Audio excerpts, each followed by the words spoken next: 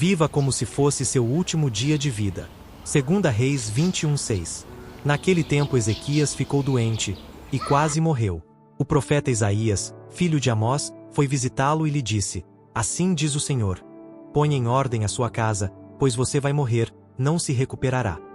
Ezequias virou o rosto para a parede e orou ao Senhor: Lembra-te, Senhor, como tenho te servido com fidelidade e com devoção sincera. Tenho feito o que tu aprovas. E Ezequias chorou amargamente. Antes de Isaías deixar o pátio intermediário, a palavra do Senhor veio a ele: Volte e diga a Ezequias, líder do meu povo: Assim diz o Senhor, Deus de Davi, seu predecessor. Ouvi sua oração e vi suas lágrimas, eu o curarei. Daqui a 3 dias você subirá ao templo do Senhor. Acrescentarei 15 anos à sua vida. E livrarei você e esta cidade das mãos do rei da Assíria. Defenderei esta cidade por causa de mim mesmo e do meu servo Davi.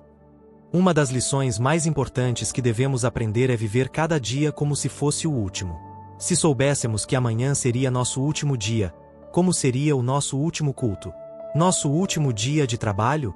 O último momento com a família? O último dia como cristão aqui na terra? No texto de 2 Reis 20, Deus diz ao rei Ezequias: Põe a tua casa em ordem, porque morrerás e não viverás. Contudo, devido às suas orações e lágrimas, Deus ouviu Ezequias, curou-o e acrescentou mais 15 anos à sua vida. Diferentemente de Ezequias, nós não sabemos qual será o nosso último dia ou ano de vida. Por isso, precisamos aprender a viver cada dia como se fosse o último. Sem dúvida, essa é a melhor maneira de valorizar o tempo que temos e vivermos com mais propósito. Vamos aprender 3 atitudes para vivermos como se fosse o nosso último dia de vida. 3 atitudes para vivermos como se fosse o nosso último dia de vida. Primeira atitude: esquecer as feridas do passado. Filipenses 3:13 e 14. Irmãos, não penso que eu mesmo já o tenha alcançado, mas uma coisa faço: esquecendo-me das coisas que ficaram para trás e avançando para as que estão adiante. Prossigo para o alvo, a fim de ganhar o prêmio do chamado celestial de Deus em Cristo Jesus. É impossível viver bem sem se desprender das perdas e traumas do passado. Não podemos ficar presos ao que passou, remoendo mágoas e dores que nos marcaram negativamente. O apóstolo Paulo, antes de sua conversão, foi perseguidor da igreja e consentiu na morte de cristãos. Mas, após seu encontro com Cristo, declarou que esquecia das coisas que ficaram para trás e avançava para as que estavam diante de si. Como cristãos, precisamos ter essa mesma atitude. 2 Coríntios 5:17. Portanto, se alguém está em Cristo, é nova criação. As coisas antigas já passaram. Eis que surgiram coisas novas. Na sua opinião, por que feridas não curadas do passado podem atrapalhar a forma como vivemos o presente?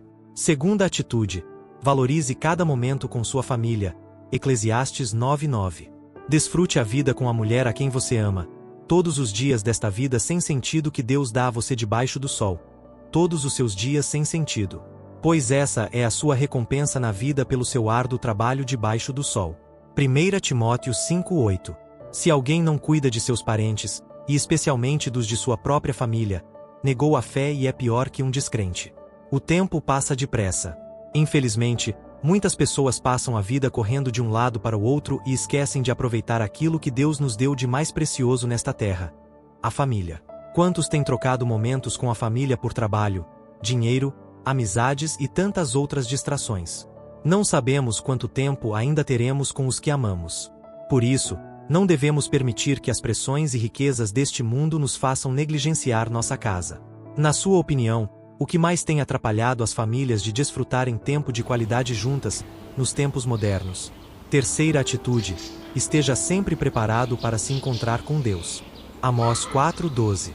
Por isso, ainda os castigarei, ó Israel, e, porque eu farei isto com você, prepare-se para encontrar-se com o seu Deus, ó Israel. Hebreus 9:27. Da mesma forma, como o homem está destinado a morrer uma só vez e depois disso enfrentar o juízo. Ao contrário do que algumas religiões ensinam, a Bíblia é clara. Só temos uma vida para decidir onde passaremos a eternidade. Não há reencarnação, segunda chance ou novo começo após a morte. Por isso, é fundamental viver preparado para o encontro com Deus. Muitos vivem como se esta vida fosse tudo o que existe, focados apenas no presente. Precisamos aprender a viver de forma equilibrada. com sabedoria nesta vida, mas com os olhos na eternidade. Como conciliar uma vida com qualidade no presente com a preparação para a eternidade com Deus? Conclusão. Hoje, aprendemos que, para viver o melhor de Deus, precisamos viver cada dia como se fosse o último. Para isso, é essencial esquecer as feridas e perdas do passado, valorizar cada momento com a família, estar sempre preparado para o encontro com Deus. Que o Espírito Santo nos ajude a viver com essa consciência e nos conduza a uma vida mais plena, sábia e cheia de propósito.